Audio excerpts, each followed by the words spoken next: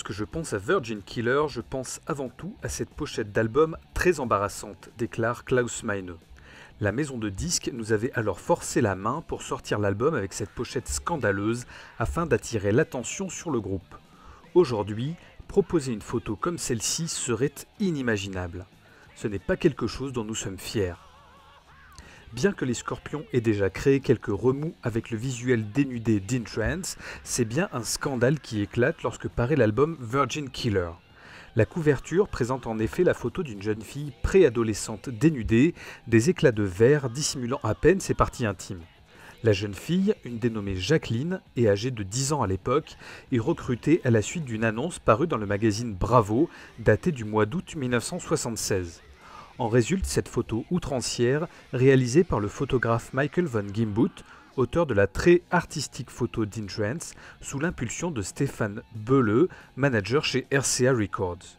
À cette époque, les Scorpions ne sont pas les seuls à mettre en scène de jeunes filles dénudées sur la pochette d'album. L'époque était différente, dirons-nous, mais cela n'enlève rien au mauvais goût. Concernant Virgin Killer, s'agit-il d'une mauvaise interprétation du sens des paroles du morceau par les publicitaires, ou plutôt d'une envie assumée du label de frapper les esprits et de faire circuler le nom du groupe par le biais d'un visuel choc? Nous avons bien une petite idée. Rudolph revient sur la genèse de ce visuel. Nous étions enfermés dans un local de répétition et j'ai entendu Uli chanter ces paroles « He's a Virgin Killer ». J'ai trouvé que cela ferait un excellent titre pour l'album et j'en ai parlé à notre maison de disques. Quelques jours plus tard, un mec du label m'a contacté pour me faire part de cette idée de pochette un peu dingue. Nous étions sceptiques, mais le label a insisté en prétextant qu'un tel visuel allait nous assurer une promotion incroyable. Nous avions bien conscience, cependant, des risques que nous prenions. Ce qui est marrant, c'est que les paroles du morceau Virgin Killer ne parlaient en aucun cas de jeunes vierges, mais du temps qui passe et qui tue notre naïveté, notre virginité. Uli, qui confirme la version de Rudolph, reste encore aujourd'hui dégoûté par cette photo qui, sous de sombres prétextes commerciaux, a totalement dénaturé le sens de ce titre dont il est à la fois l'auteur et le compositeur. Cette pochette est le summum du mauvais goût, dit-il. À l'époque, je n'étais pas suffisamment mature pour m'en rendre compte. Honte à moi, car j'aurais dû faire tout ce qui était en mon pouvoir pour ne pas permettre sa publication. Les paroles du morceau Virgin Killer étaient simplement un pastiche du groupe Kiss, pour qui nous avions ouvert peu de temps auparavant. Je m'amusais avec ce riff dans notre salle de répétition et j'ai spontanément improvisé la phrase « Cause he's a Virgin Killer » qui était juste une tentative d'imitation de Paul Stanley. Klaus m'a immédiatement dit « C'est génial, tu devrais construire un morceau autour de cette idée ». Je me suis donc attelé à la difficile tâche d'écrire des paroles à partir de cette phrase.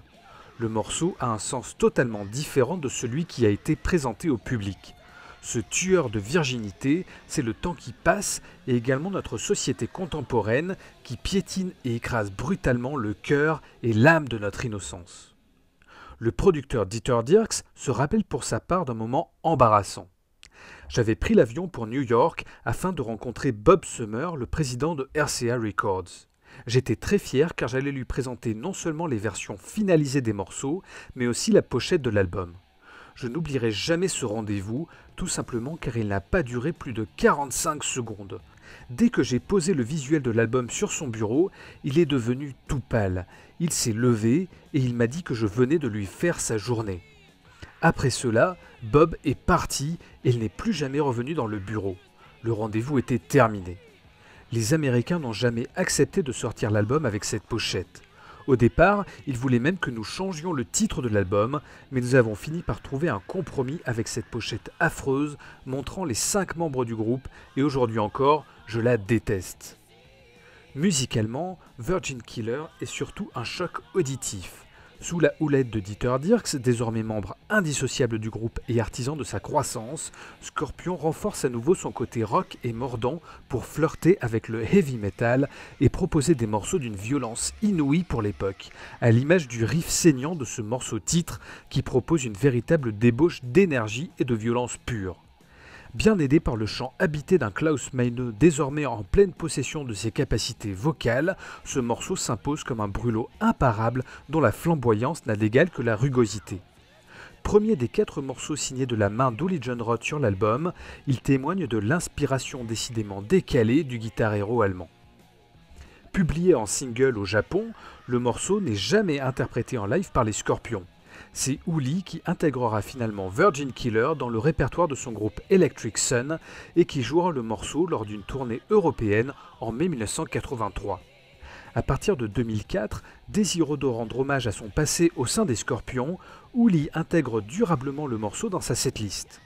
Enregistré sur son album Scorpions Revisited en 2015, le guitariste, accompagné d'un chanteur d'exception, en l'occurrence Nathan James, en propose une version décoiffante, encore plus rapide que la version originale, sur le live Tokyo Tapes Revisited en 2016.